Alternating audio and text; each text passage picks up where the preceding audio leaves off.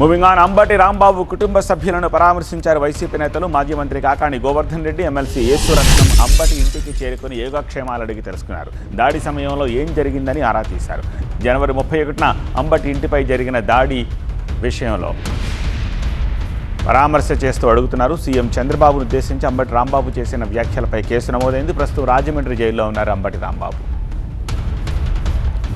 పరామర్శ అనంతరం ప్రస్తుతం కాకాణి మీడియాతో మాట్లాడుతున్నారు. లైవ్లో చూద్దాం.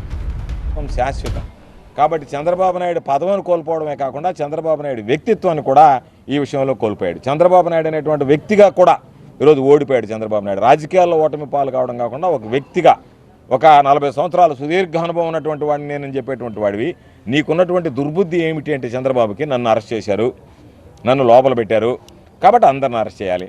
చంద్రబాబు నాయుడు అర్థం చేసుకోలేకపోతున్నాడు. చంద్రబాబు నాయుడు ఎందుకు అరెస్ట్ చేశారు? అక్రమ కేసులు పెట్టో లేకపోతే ఇంకొకరు మాట్లాడితే అరెస్ట్ చేయలే. చంద్రబాబు నాయుడు అవినీతికి పాల్పడ్డటువంటి ఫైల్ మీద సంతకం పెట్టాడు కాబట్టి చంద్రబాబు నాయుడిని అరెస్ట్ చేశారు. మేము ఎక్కడ అవినీతికి సంబంధించినటువంటి ఫైల్ మీద సంతకాలు పెట్టలేదే, దానికి సంబంధించి మా పాత్ర లేదే. ఏదో దేవస్థానానికి వెళ్ళి పూజ చేయించుకొని వస్తుంటే పోలీసులు అనేటువంటి వాడు వాళ్ళ చేతిలో లాఠీలు ఉంటాయా? పోలీసులు వచ్చి ఆ లాఠీలు ఉండేటువంటి వాళ్ళకి అండగా నిలబడతారా?